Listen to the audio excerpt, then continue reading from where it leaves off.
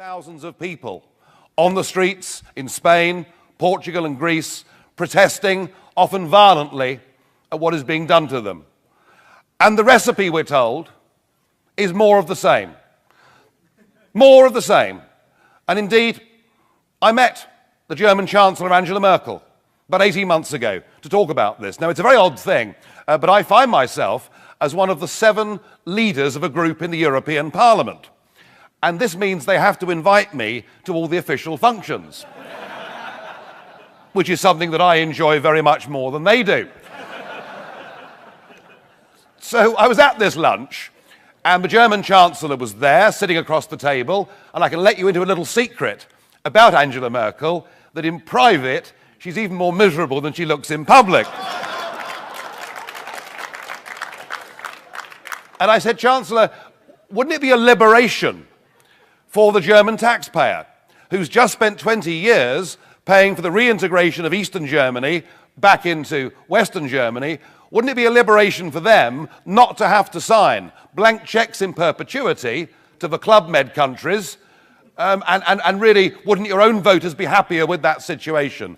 And wouldn't it, for the Greeks, be a chance of salvation to leave the euro, to have a massive competitive devaluation, to write off much of their debt, to regain their democracy, and to try and trade their way back to profitability, much in the same way that Iceland has done since 2008.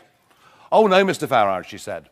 Greece must not be allowed to leave the euro, because if Greece leaves the euro, other countries will leave too, and that will be the end of our European dream. Well, there is a bit of me that says I'll drink to that, I suppose. But what she's really saying, and what Mr. Barroso is saying, and what Mr. Herman Van Rompuy, I can never quite keep a straight face when I mention his name, but what they're saying is, whatever the social cost, whatever the economic cost, we must continue with the project. And in maintaining this project, what they have done is they have literally stripped out all forms of democracy from those countries. Greece is now run by a troika. Representatives from the European Commission, the European Central Bank and the IMF, once a fortnight, fly into Athens airport, go and see the Greek Prime Minister and tell him what tax rates must be, what spending can be.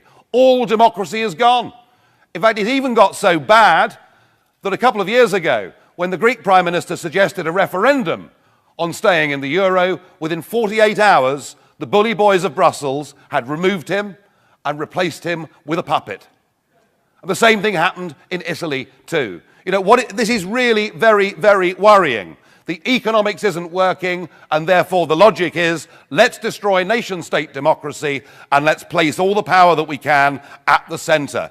Well, I think that is damn dangerous. Because surely the whole point about democracy is, however much we may dislike the government that's in power, what we do is we battle for another party with a different manifesto to take over and institute new policies. It's called parliamentary democracy. It matters.